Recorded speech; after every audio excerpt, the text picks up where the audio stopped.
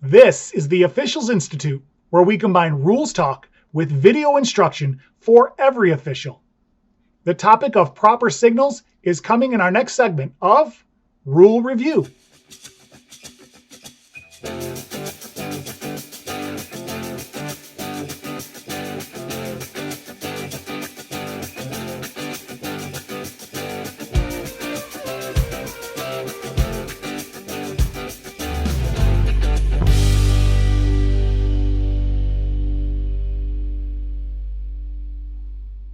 Hello and welcome back. My name is Josh, and in a few moments we'll be breaking down some videos on a topic that many officials simply don't pay enough attention to. But before we get to that, join us and our community of officials by clicking the subscribe button. Also, if you want to be notified the moment we upload new videos, find and click the bell notification button. Subscribe today and let's get better together. Now back to our rule review topic. Proper signals. Using signals are an essential part of officiating in any sport. But unfortunately, for many of us, the proper way to perform them are forgotten or replaced with a modified signal of our own. Because of this, the National Federation has made proper signals one of the points of emphasis for the 2021 basketball season. Performing each signal as it is approved by the NFHS not only sets the tone for good communication, but it helps to establish and maintain credibility with each call you make, and eliminates any confusion for others that cannot decipher a signal that does not exist. So let's not delay any longer and talk about proper signals. Roll those clips.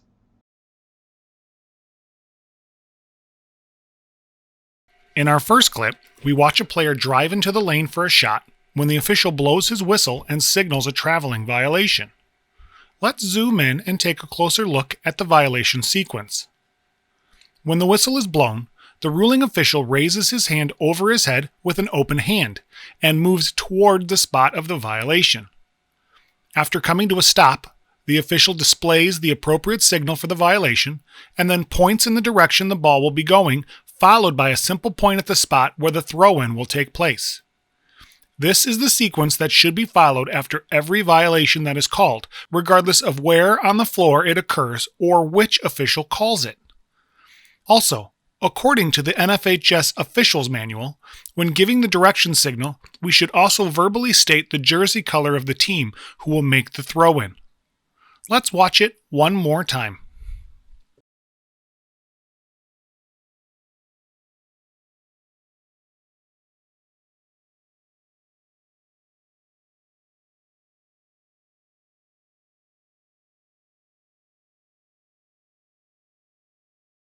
In our next clip, we see a pass to a moving player who gets fouled in the act of shooting.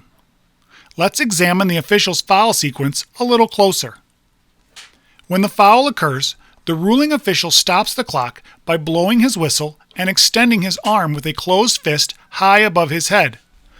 And because there were two defenders involved in this play, to clarify the player who fouled, the official points towards the hips of that player. After stopping the clock, the official gives a preliminary signal of which foul occurred and then shows the result by signaling the basket is good. After this preliminary sequence, the official moves to the foul reporting area and first signals to count the goal, and then verbally states the color of the jersey, followed by verbally stating and visually showing with two hands the number of the player. Next is the signal of the foul that was committed, and then showing the activity that is to follow. In this case, one free throw.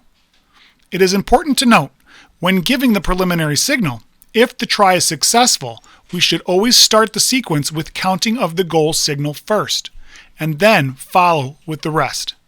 Let's go ahead and watch this one again.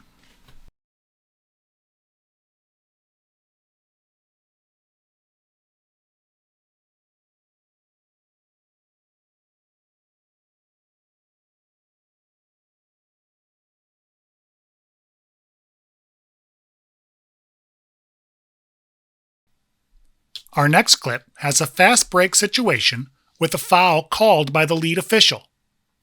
Once the preliminary signal is given, he moves to the reporting area and completes the reporting sequence. Let's take another look up close. When the official blows his whistle and stops the clock with a fist up, he does a great job moving toward the spot of the foul to give his preliminary signal. However, it is important not to report the foul to the table while walking through the players. After the preliminary signal is given, it is important to stop and wait for the players to separate and move out of the way before moving to the foul reporting area. And equally important, to come to a complete stop before communicating the color and number with the table.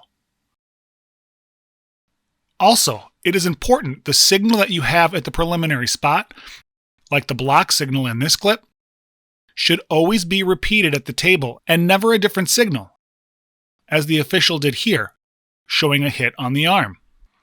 Giving a different signal gives the perception of a lack of focus or confidence in your own call, and it decreases the credibility to everyone who is watching. Let's watch that one more time.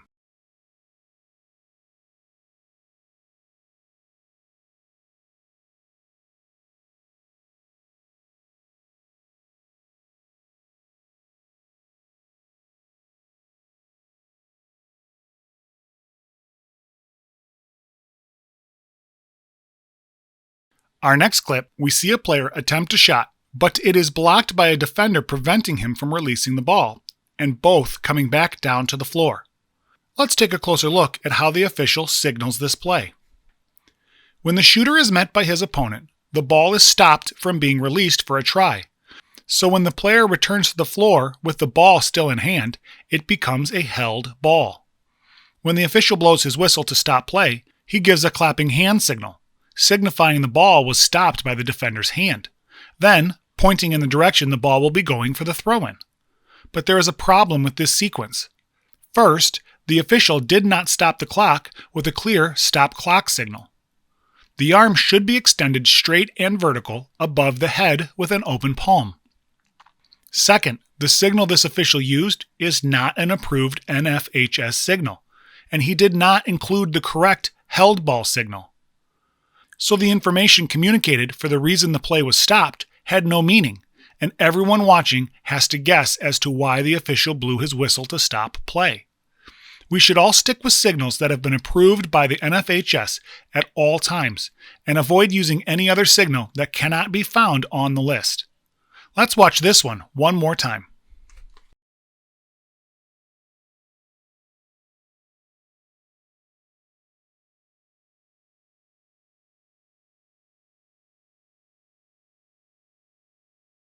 In our last clip, we see a player drive into the lane and when met by a vertical defender, throws the ball up, leading to a holding foul on the rebound. Let's take a look at the official and his signals.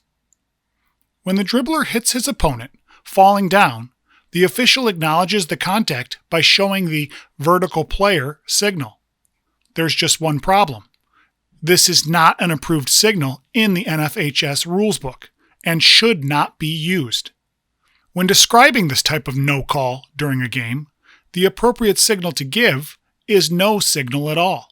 Because even though this official does an exceptional job ruling on the subsequent rebounding action, performing the signal in the middle of a play could contribute to a less than full attention on the game. So we should avoid using unapproved mechanics such as this during a game. Let's watch it again.